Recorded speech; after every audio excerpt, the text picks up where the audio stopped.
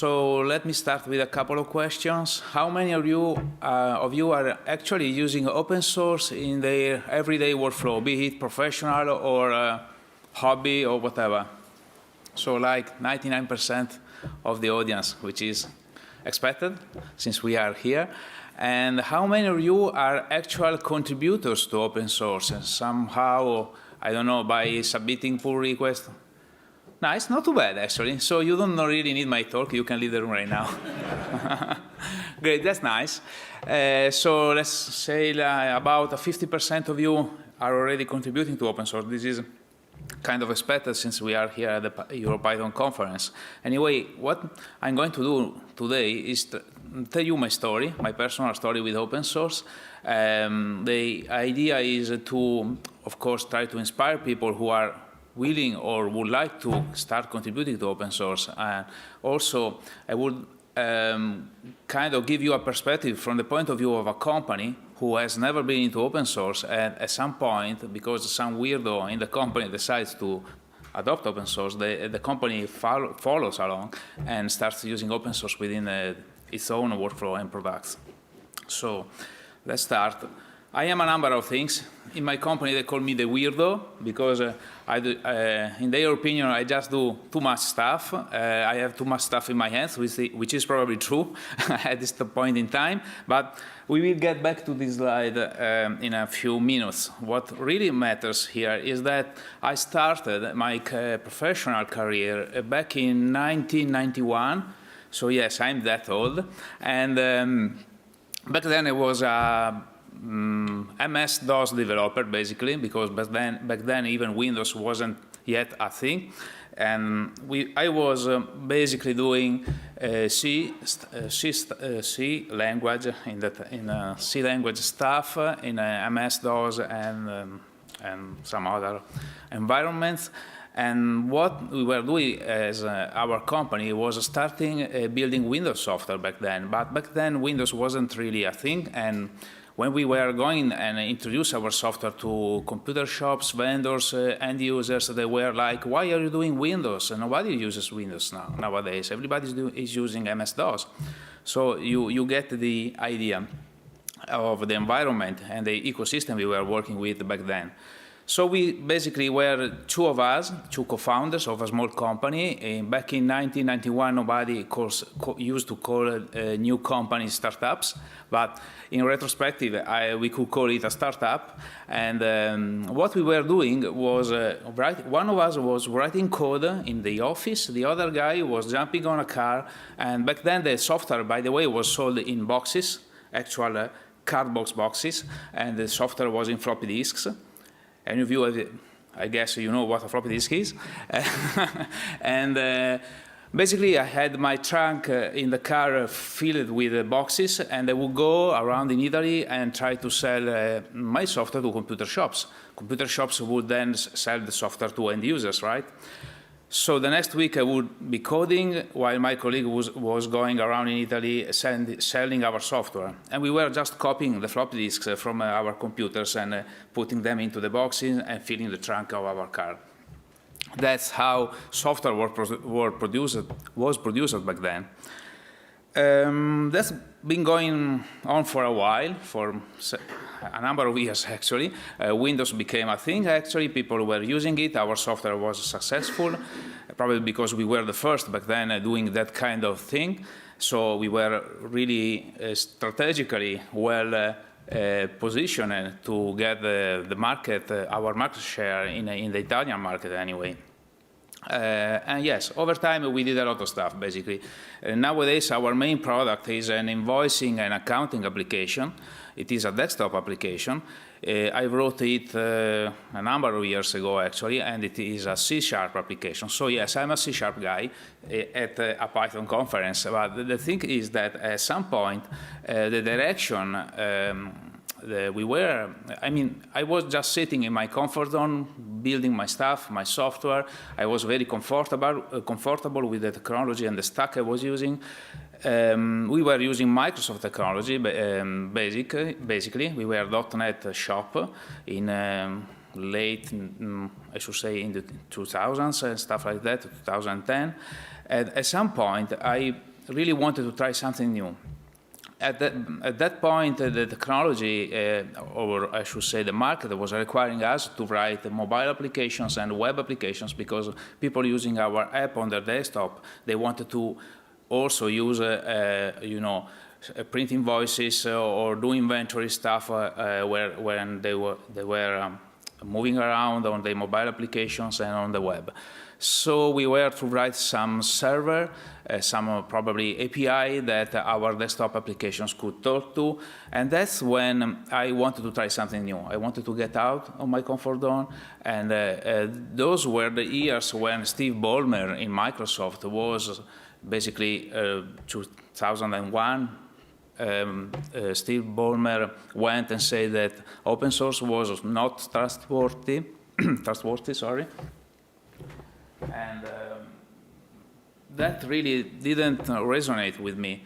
I was, again, a .NET guy working with the Microsoft ecosystem, but that really I didn't really like that approach to the approach Microsoft was taking to the solution of problems, I should say, the strategy they were looking at. So I started looking at something else, what was going to happen outside of my comfort zone. And that's when I started looking at Python and the open source world, etc. Long story short, at some point, I was quite proficient with Python, and the guys in my company were really concerned about the direction I was taking back then. They weren't really sure. The idea basically was I was wasting our time. But yes, I went to EuroPython in, I think, 2012. It was in Florence, and I went there with a talk about how to build REST APIs with Flask. Now, mind you, I was a C# guy, talking for the first time in English, by the way, at the EuroPython conference, and doing a workshop about building REST APIs with Flask. So if any of you was listening to Daniele Procida talk before this one, he was about naive programming. That talk really resonates with me, because when I went there to a EuroPython, I was very naive, and I mean, I was speaking to Python programmers about something which was totally new to me. What I was doing there really was try to validate, asking for validation about my idea on how a REST API was supposed to be working and how I would solve that problem. So it wasn't really me going there and teaching people, but more like, people, I'm doing this this way, what do you think about this? And in my world, in the C# and .NET world, something like this really, I've never seen something like that. And the reason I was doing that, probably because the open source and the Python community was so much welcoming to me. I felt safe to do something like that in public. Now, what's interesting to the story is that at the end of the talk, people came to me and said, look, what you're doing is amazing. Why don't you release this stuff as open source? Now, the framework for building REST APIs was already in place. It was ready, but it wasn't open source.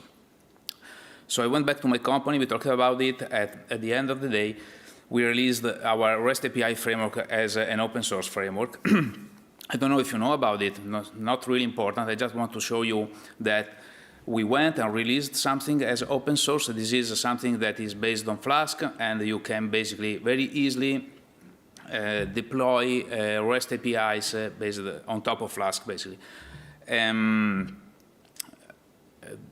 It is a mildly successful framework, I would say. People are using it all over the world. You can say by the number of stars that there is average adoption. Of course, it's not Django, or it's not Flask itself, but it is working very well. And then after Eve, I also released Cerberus, which is a data validation framework. It is actually Eve dependency. Since everybody does data validation, even REST frameworks need to do data validation. So I had to do this stuff, and since I was doing it, I might as well release it as open source again. So Cerberus was born. Now, look at the GitHub stars here. They are like 5 times less than Eve's, but a point I want to make is that actually Cerberus is doing 3 times the downloads and the user base than Eve itself. So one lesson for this talk, probably not very important, is don't really look at the GitHub stars number as an indication of how successful the framework is. There are some super cool packages on GitHub that have maybe 10 or a few hundred stars, and they are widely adopted by the community. Just nobody goes there and start the repository. And then, because we were successful, I mean, I was having so much fun, by the way, maintaining these projects in the open source. We went back to our C# stack. And by the way, in the meantime, Microsoft was kind of catching up because, as you probably know, nowadays Microsoft does a ton of stuff as open source, and we will talk about that later. So we are also releasing, the Eve ecosystem has been spawning, the community has been growing, and as you can see, there are a number of projects, extensions for SQL Alchemy, for example, for OpenAPI, or I don't know, for authentication, stuff like that. So the community has been growing around the Eve project, and a number of people, the Eve project itself has like, I don't know, 150 contributors to the project, actual code contributors, but there are people working on this extension, for example. There are about 10 people working on it. So yes, success. In a way or another. We went back to C#, and I'm starting to release C# and .NET open source. And now look at the number of stars there. Of course, the scale factor is quite different in the .NET world. People are not really used to consuming and embracing, adopting open source projects as we do in the Python space. But it is happening, actually. People are using this Italian project. You probably can't understand anything about it, but it is just for the Italian market. But in the Italian market, people are actually using it widely. Just they don't even know there is a GitHub, and they have to go and start it if they like it. They just download the package and use it in their own application. So during all this process, I learned a number of things. A number of very nice and bad things happened to me. I'm going to show you some of them. And some of them, since most of you are already, 50% of you are already contributors and know everything about this, but let's just browse them, because I have a few considerations and things I want to share with you, like I did 6 years ago at the Flask talk. So new feature, of course. My company was shocked when people started adding features to our framework for free. Now, if we look at a project from the company perspective, we're getting new, powerful features for free. This one is very nice because document versioning, in its essence, is people can edit a document over the REST framework, delete it, yes, but edit, change the document many times. Now, thanks to this version, you can go and ask a specific version of the document at a certain point in time. You can even ask for the diff between the document, like you would do with Git, for example. This feature is super powerful. I didn't write one line of code about it, and as you can see by the number of files touched by this feature, it was quite a huge contribution. And Josh, by the way, he doesn't work there anymore, but back then this was a contribution done by a very nice and famous company. I can't really mention it because for secure NDA reasons, but let's just say that they send spaceships to the International Space Station, and it is not NASA. So you probably can get an idea of which company it is. And they're actually, the spaceships they're using to send stuff to the International Space Station, some part of the engineering around the spaceship is actually using an Eve instance to, it is being used somehow, I don't know how, within their laboratories to store information about their engineering stuff, design of their devices, etc. And of course, bug fixes. This is another very important feature for the company. Company is seeing value in our products, in our open source project now, because we get bug fixed for free, even before we know about them and we learn about them, which is how much money we spent in 25 years on the field fixing bugs that people were actually complaining about, and we couldn't even reproduce them locally in our closed source company. Now, things have changed. People are like, look, there is a bug and this is the fix for the bug. And so we don't, I mean, how nice is that if you are a company producing software? I mean, not all the bugs are solved like this. I'm still fixing bugs every single day, but many of them are I don't even have to fix them. And this is very important, in my opinion, quality and longevity of a project. So more eyes see more, that's how I put it, basically. Look at this contribution. Now, I'd like to contribute to the Eve project, so I started the walkthrough, basically the documentation. Sorry, not the documentation, but he went and started looking at the doc strings of every single function and method we had in the framework and fixed a few typos, as he says. Actually, he touched the 21 files against. And if we go, and let's see if I can show you. Yes. Readable? Yes. So this guy probably doesn't know much about Python. Otherwise, he would be fixing bugs or finding, I don't know, issues in my code, etc. But he still wanted to contribute. So he went and started looking at the doc strings, and there were so many errors, mostly because I'm not a native speaker, as you can tell by listening to me. And so he went and fixed all this stuff. As you can see, just typos. You might say stupid things, but this code has been on GitHub for 4 years. So how many people have been reading these doc strings in the lifespan of this project and looking at the mistakes, at the typos, and going like, first, this Nicola guy that really doesn't know anything about English, and second, they should fix it. Finally, one naive guy, probably coming from, I don't know, just for the enthusiasm he had in the project, went and fixed this. And now, finally, after 4 or 5 years, the doc strings are hopefully fixed, or way more fixed than before. So I really value this contribution, because this is the kind of approach that somebody who wants to start contributing to open source can do very easily and contribute a lot of value to the project itself. Because when the people like you, new adopters of the project, go and look at the code, don't have to mess with my mistakes in the doc strings. So many mistakes, by the way. So this is a very nice example of how even non-skilled or probably just shy people can still start and contribute to open source project and contribute value without even touching one line of code. Again, the community. Nowadays, when I want to change something in the framework, be it the Eve framework, Cerberus, or my C# code, I don't go to my colleagues, or I go to my colleagues, of course, but I also go to the community. I just open a ticket, and I go like, I would like to implement a Fluent API, for example, for this project. What do you guys think about it? So suddenly, it's not just 5 or 6 of us in our office. It's probably tens or hundreds or sometimes thousands of people talking about a design feature.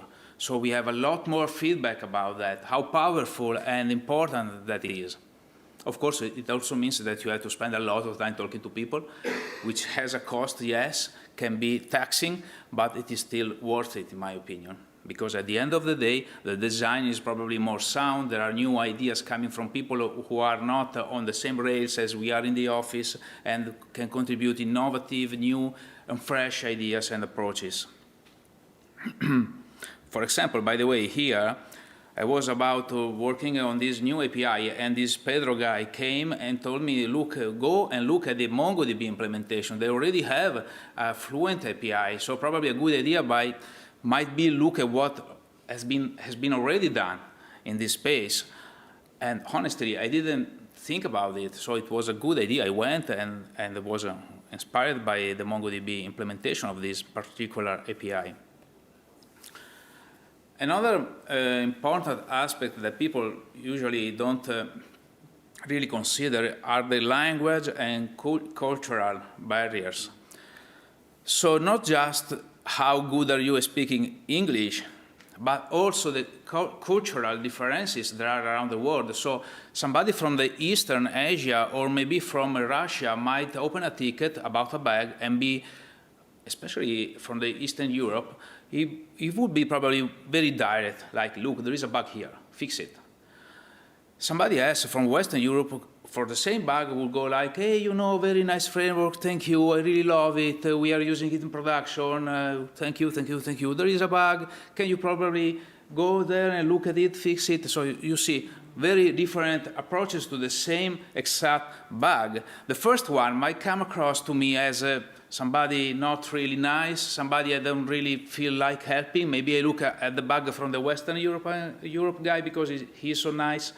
But actually, the two people have the same problem, and the East Europe guy is as nice as the Western Europe guy. It is just a cultural difference. They take the language in a different, they think in different ways probably, but they are asking for the same solution, right? I don't know if I'm getting my point across. What I want to say is that people all over the world are speaking, approaching to problems, a solution in different ways. You have to learn and deal and also understand that they communicate in different ways. And also there is a language barrier, real language barrier, because we don't speak English. I don't speak English well, this guy doesn't speak English well, and Amedeo is obviously a Latin guy. He is actually Italian. He is not a native English speaker either. So sometimes it really gets weird, but you have to process all of this and make sure you understand everything is the context very well. And speaking of downsides, maintenance of an open source project can really become a burden. It actually is for my own open source projects. Right now on EVA we have, well, actually way less than these open tickets, but just because I have a bot closing the tickets which are older than one here, because I couldn't handle all of that alone. But at some point in time, when your project becomes successful, you start having just too many tickets you can deal with. So you have to really, every single minute you get an email, probably as I'm speaking right now, I'm getting emails from people that are want some new feature or have some issue with the framework, ask for help. And so it can really become taxing. You feel responsible for these people. There is some guy in Dubai who has a problem with my framework, and I really would like to help him. But right now I have to do this and that because I'm making money there, and this is a free activity. I need to do that on Saturday morning, maybe on Sunday evening. I've been doing all of this for many years, and I can assure you, when you have a family with 3 kids and a dog, etc., it really becomes taxing. So that's probably a negative. And if you are contributing to an open source, many of you are already contributors, so probably know everything about it. At some point, probably you got stressed because the maintainer wasn't really looking at your ticket, so you go and look at the code and fix it yourself, and then contribute with a pull request, just because you were stressed that the maintainer wasn't looking at your issue. Anybody? No takers, okay, that's good. And if you are into open source for making money, or if you think that open source can give you money, this is what I'm doing from open source on Patreon right now. But actually, I have 4 contributors, 4 Patreons as they call them right now. So I'm making $4 a month for my open source activity. So if you want to get into open source for the money, well, maybe reconsider that and find some alternative ways to make money. I mean, there are very successful projects who are doing good money in the open source, but you really need to get there if you want to make the money. Like not 5,000 stars, maybe 100,000 stars. Then maybe you are starting to see some money coming from this. Because people will look at the project, read the documentation, adopt it, make money over it, and maybe even think, yes, we need to contribute to this project because it is so cool. But then somehow they forget to do that, right? So you need to get creative. For example, I don't know if any of you knows about Talk Python podcast. It's a very nice podcast in the Python space run by Michael Kennedy, and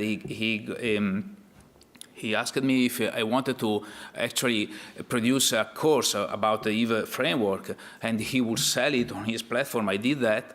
It was very hard for me to do that, but in the end, there I'm getting some more money, more than the $4 a month I'm making from Patreon campaign. So if you want to make money in open source, there are ways, but you are really to work hard to get there. And we will see that also I'm making money, collateral money from my open source activity, but not just directly from the open source contributions, which unfortunately are very low. So let's look at the consequences of my story. When I started looking at Python and the open source, I was just a very shy introvert, C# and previously C developer, working all day in my office, and then at 5 p.m. I would just leave and go home and stay with my wife. Then I went to EuroPython. I released EVE as open source. Somebody, I don't know if it was by poor luck or unluck, went and posted the framework on EVE on Hacker News back in the day, and that's when the wheels started to, to just move too fast for me. In one day, I got like 1,000 stars on GitHub. People started emailing me, contributing pull requests. That day, I became an open source maintainer, basically. Until then, people really were not caring about my open source project. I started, or I should say, I went back to speaking and I started talking about my open source projects. People were actually asking me to go and talk at their conferences about my open source project or my activity in general. I've been talking about a number of topics, but mainly about my own open source projects. But speaking for me was something totally new. Again, it might not appear right now, but I am really a shy person. So for me, going out and speaking about my things, my story, it was really hard for me to do in the beginning. So yes, even if you're shy and introvert, you might be a very good, surely better than me speaker in the future if you want to try that. And then, because I was doing REST API stuff on the web and my framework was being adopted by many companies, I started getting consulting contract work, just because people wanted me to go. And for example, here in Edinburgh, 3 years ago, I went to the university because they were using EVE in their own projects, and they got in touch with me and said, look, if you come here for 1 week, you probably can do the work we will do in 6 months. So just come here, we pay you, and you fix the project for us, and we move forward. And I did that. I had a lot of fun, by the way. Was great. Think about that. Going and do contract work for your own open source framework. How meta is that? Very nice. I love that. And it's been happening since then a few times. So money for my open source project, finally, yeah. And also teaching. I've been teaching Python in general, not just my open source projects. I started creating communities. For example, a local community in my own city. So every month we meet. I try to encourage people to start speaking at these small events. Maybe we have 40 people, and then people start getting confidence with this, and maybe start going and speaking at real conferences and not just meetups, etc. And this is fun, because at the end of the day, 3 years ago, Microsoft came back to me, and for the last 10 years, I've been working 50% on C# and 50% on Python. I still do this to this day. I still work a lot on C# space. And they wanted to award me for my work in the developer technologies. But the real story was that I was trying to flee from that ecosystem, and going, again, you know all about it already. I went and started working on Python. I didn't really want to work in that ecosystem anymore. And again, Microsoft, very slowly, but they kind of catch up with me. And now they are totally awesome open source company. Probably many of you are using VS Code, Visual Studio Code as their text editor. They are the main contributor to GitHub. They have a number of amazing open source projects. I got this award from them, and once a year we get to go to the Microsoft headquarters in Seattle, and I get to talk with the actual developers who are making the .NET Framework, .NET Core, etc.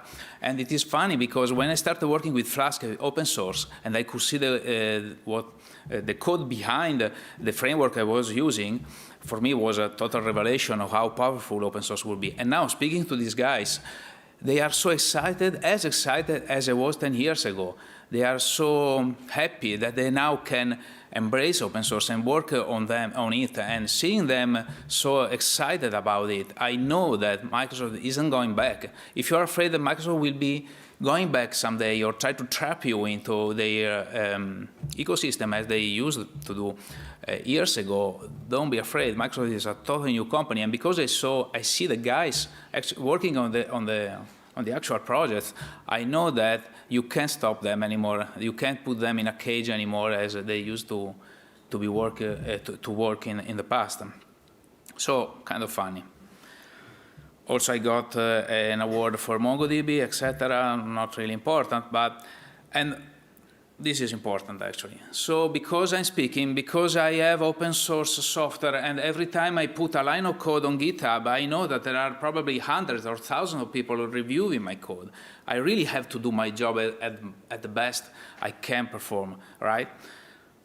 Which usually means that people will still find the issues with my code and review it and fix the bugs again, or complain that I could adopt a different solution, but it is okay. This is a slide from a Git talk I did last year.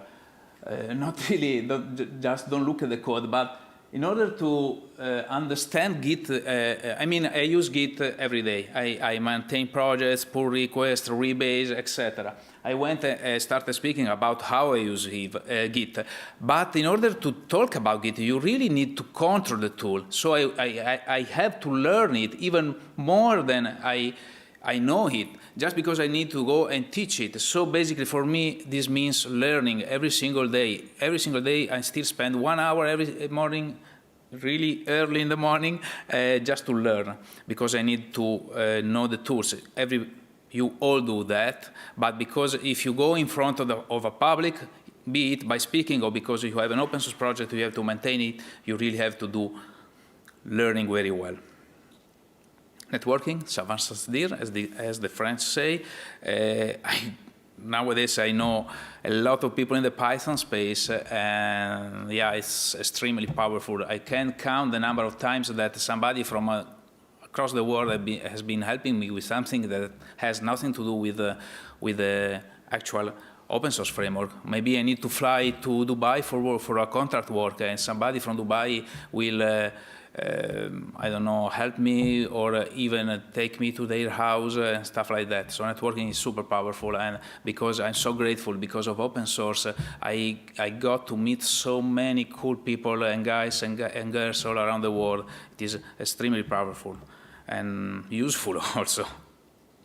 So now I do all of this stuff, and open source to me really rocked my world. I totally changed the way I work, my workflows. The people I work with is not 4 or 5 people anymore, but thousands of people.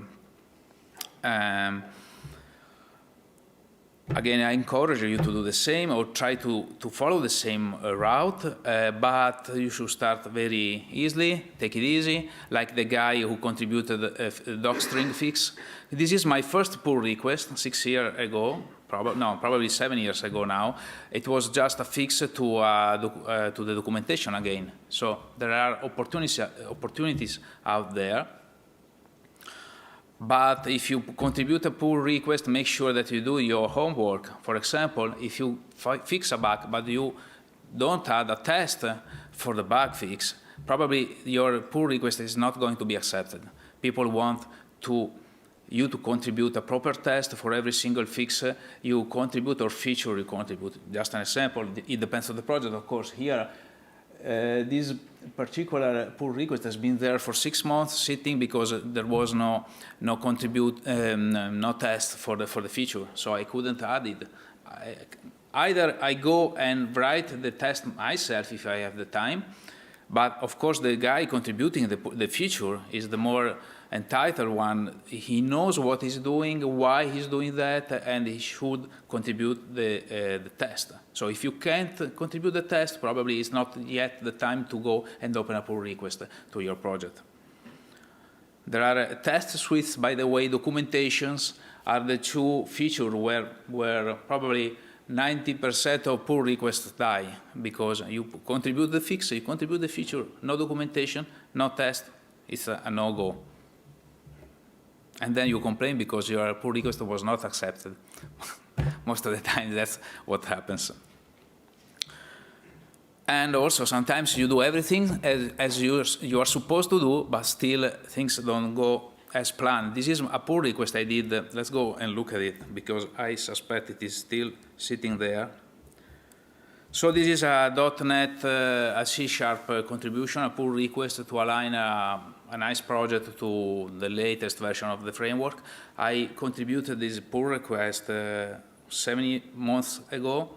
As you can see, a number of people wants this pull request to be merged because it is very nice. And by the way, this guy, for example, D.K. Miller, is a Microsoft intern, developer.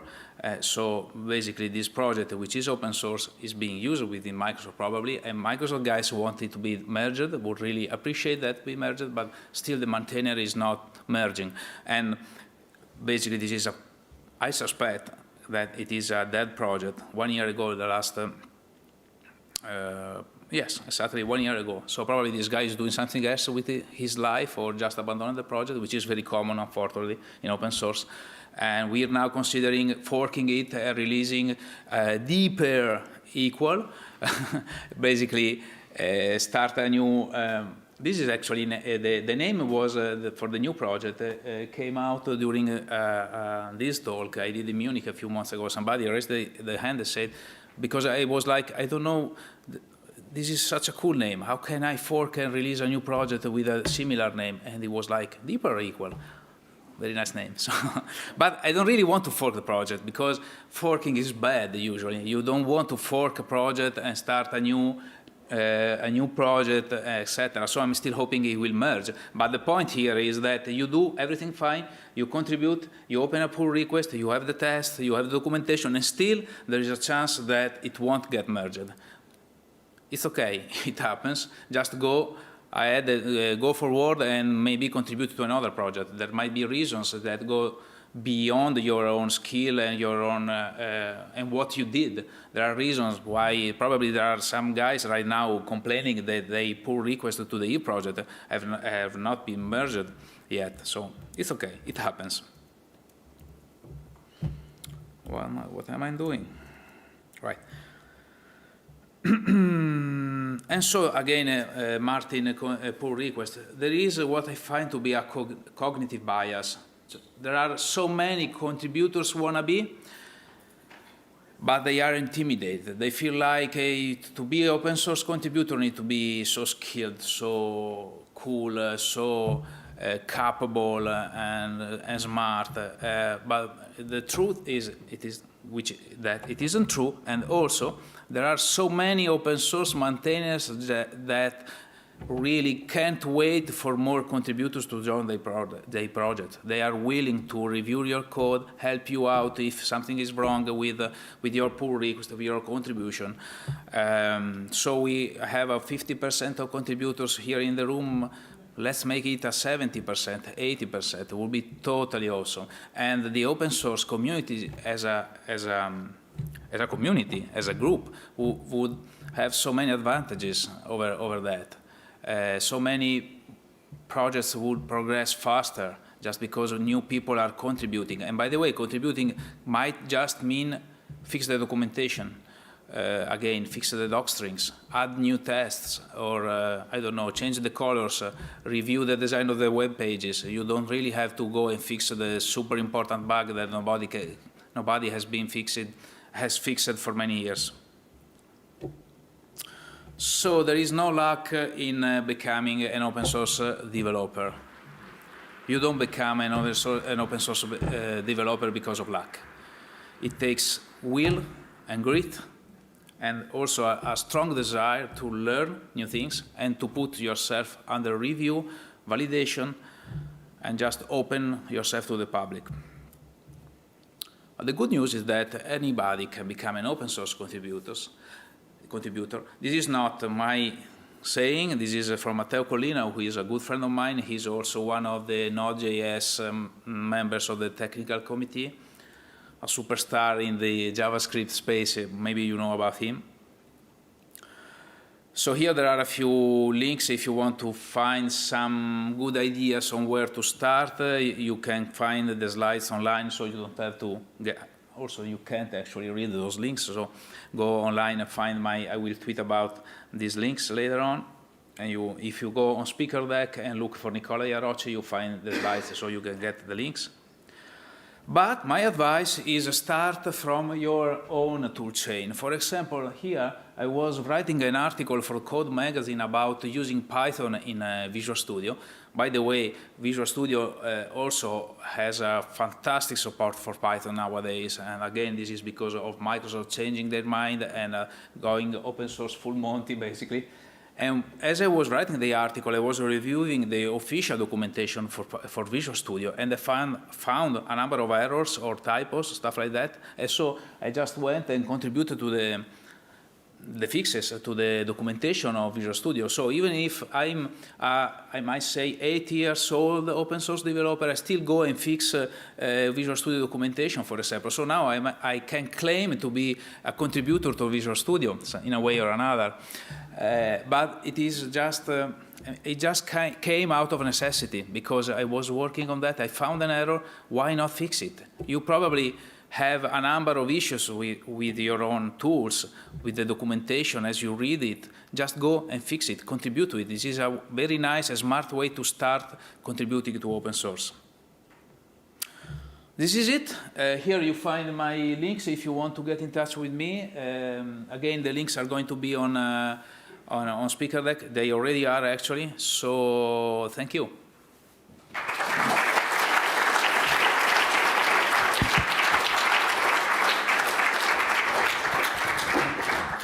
So is anyone have a question? Okay, thank you.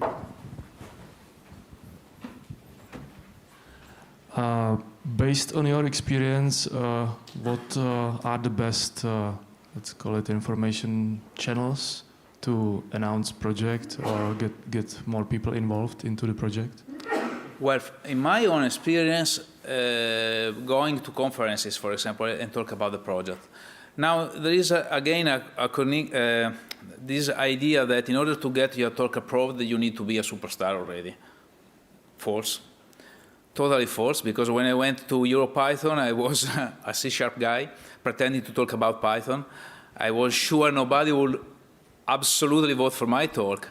And in the end, the talk was accepted. I had a 90-minute talk all for me at EuroPython. So it was totally awesome and shocking. So that's one way.